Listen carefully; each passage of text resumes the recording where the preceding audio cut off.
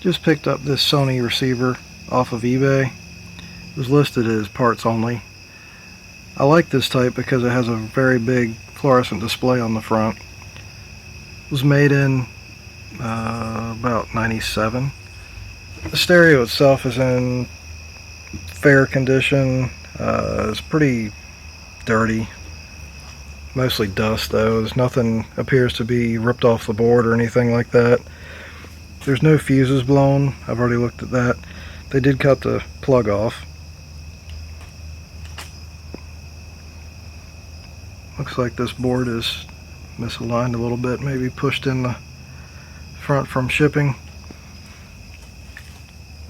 But I'm going to see if I can repair it, put it with the rest of my Sony stereo equipment from the mid-90s, late 90s. I've got a few mini disc players and CD players, and I think this would be a cool addition to that. So let me clean this thing out, and then we'll see what's going on in there, why it doesn't turn on or whatever it does. Now here's this Sony again after it's been cleaned out. I'm just going to take some measurements on it, and of course the cord was cut off, so I'm just going to use an old PC cord here to get some power to it.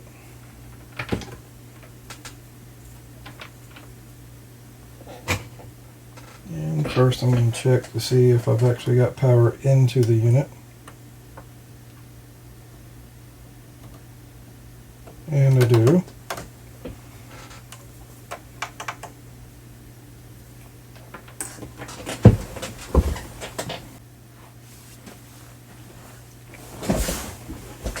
Now I'm going to check to see if I have any standby voltage. If there's no standby voltage, that could be another reason why it won't turn on. So I'm just going to use ground here. I've got the meter set on DC, and I should have 5 volts here on this lead, which I do not.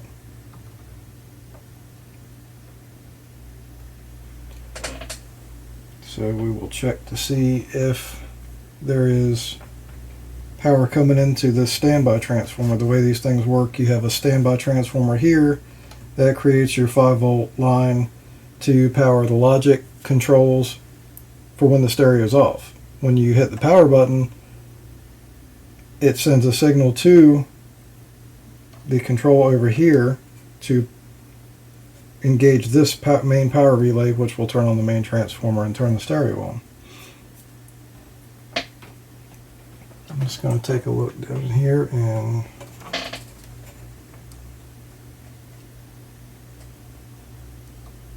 that could be a good reason why we don't have 5 volts.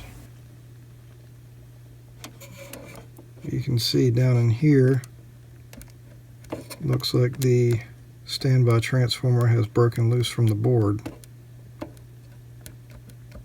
So we're going to fix that. Disconnect the power.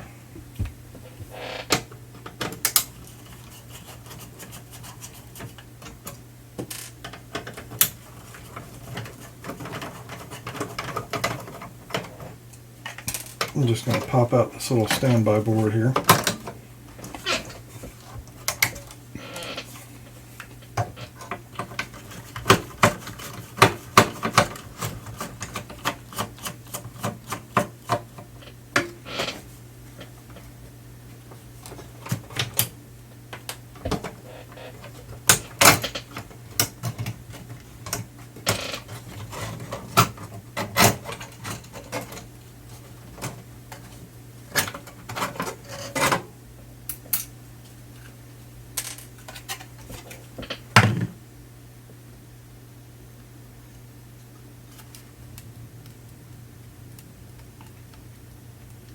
We definitely have some broken pieces here. You can see I'm rocking that transformer and the traces are pulled right off the board. So let's go ahead and fix that.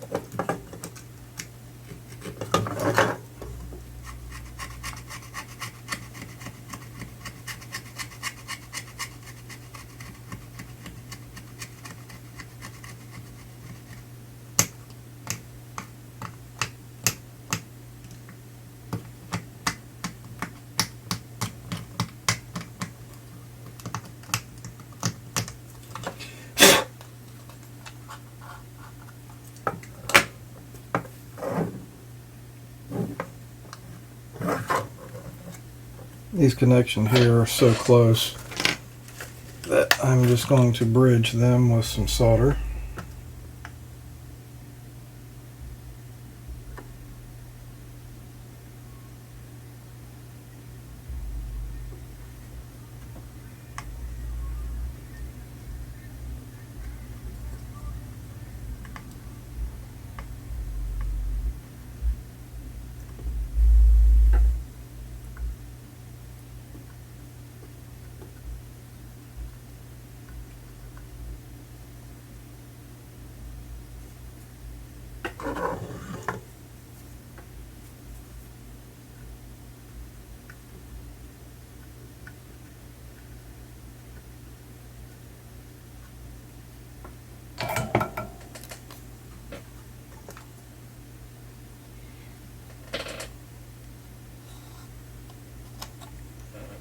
And look for some other potential bad solder joints.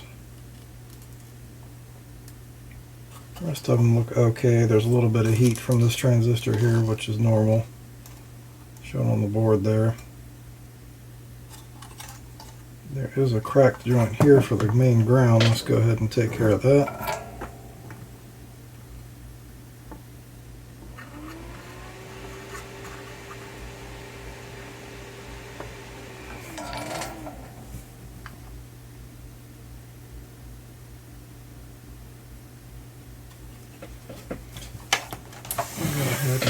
Pop this back in and see if we get any life.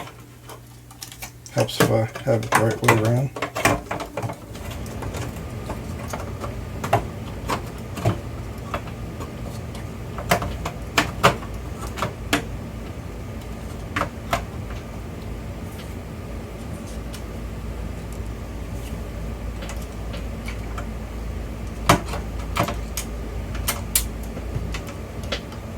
This one, a magnetized screwdriver would come in handy.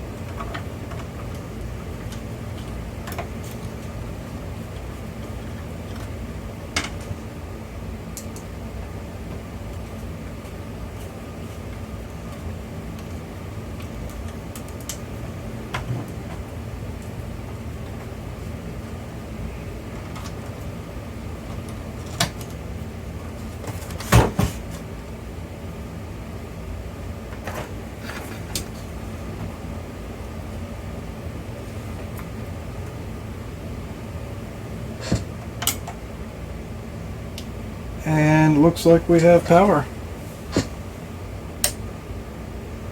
I heard the protection relay click, which means the amplifier itself should be okay.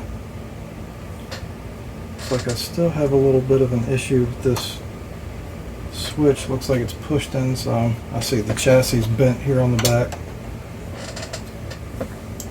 Oh, let's check to see if we have some audio here.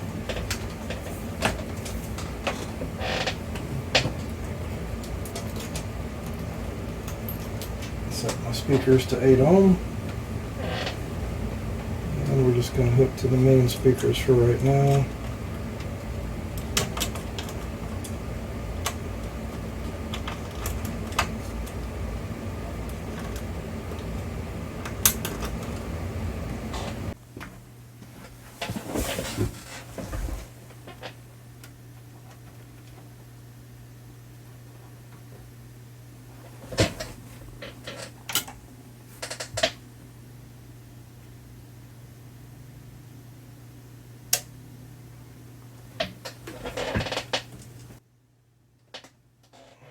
Some audio here.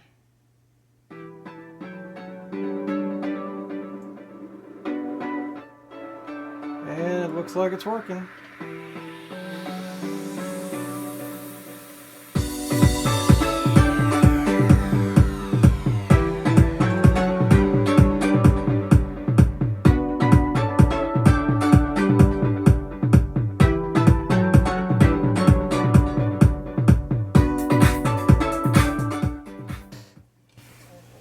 that wasn't a very exciting video. There wasn't much to it.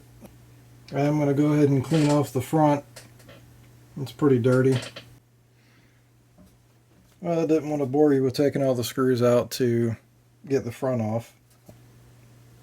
It's got a good amount of dust in there. These little button windows are pretty dirty. And I'm just going to clean this up. That's a really nice vacuum fluorescent display I was talking about. It's got the little spectrum analyzer here and then the dot matrix display here to display all kind of information.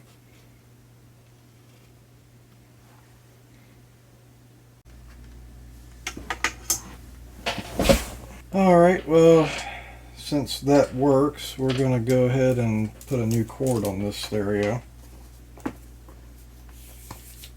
Just got this plug-in cord here. I'm just going to remove the end off of it and use it to replace this here, since that was cut off. The cool thing about this type of plastic connector here, all you have to do is open it up and remove the old wire, put the new one in, and it just clamps down. Just clamp it down like that and then push it right back into the same groove, and it just bites down on the wire. And what I'm going to do here is get this to a point where it's at a good length, and I'm just going to solder it in place. There was a connector on the end of this, and I could probably get the factory cord for it, but there's really no sense in that.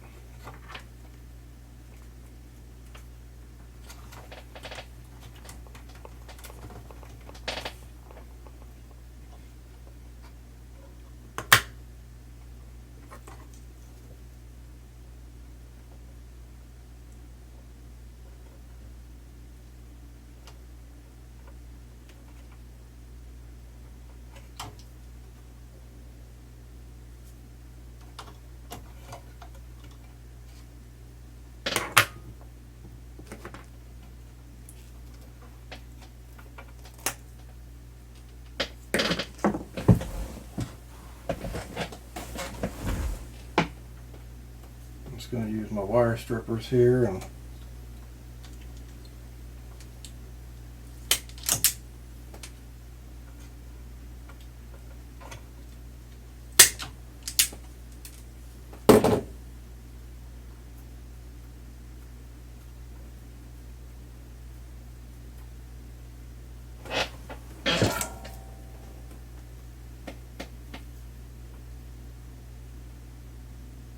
I'm just going to tin these wires.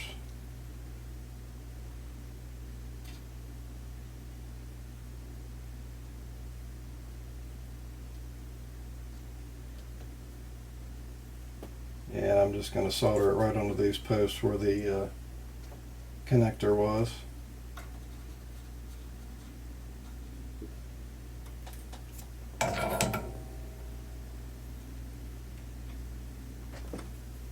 Trim these up just a little.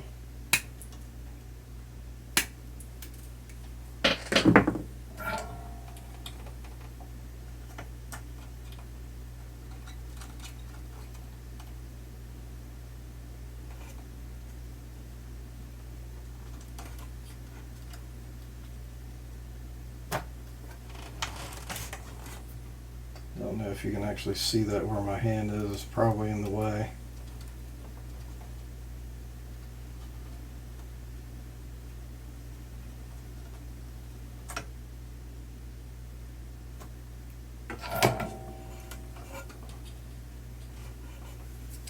That looks pretty good there.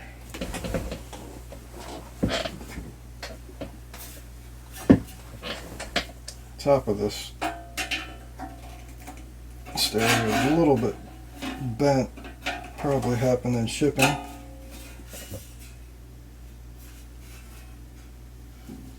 Not that big of a deal though.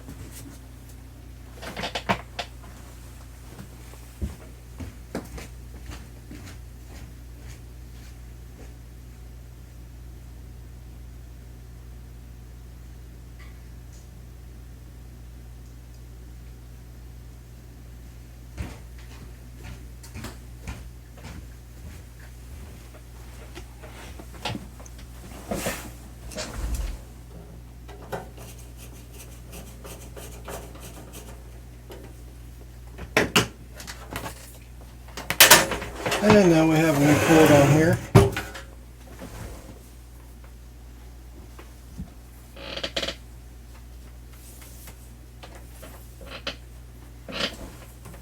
Go ahead and plug it into the power strip.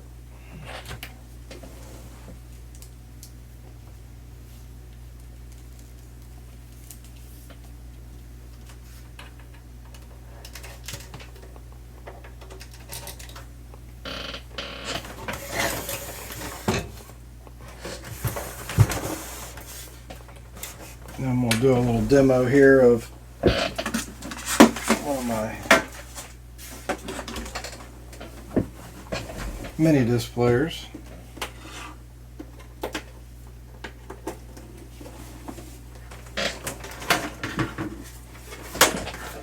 I'm going to plug this in here.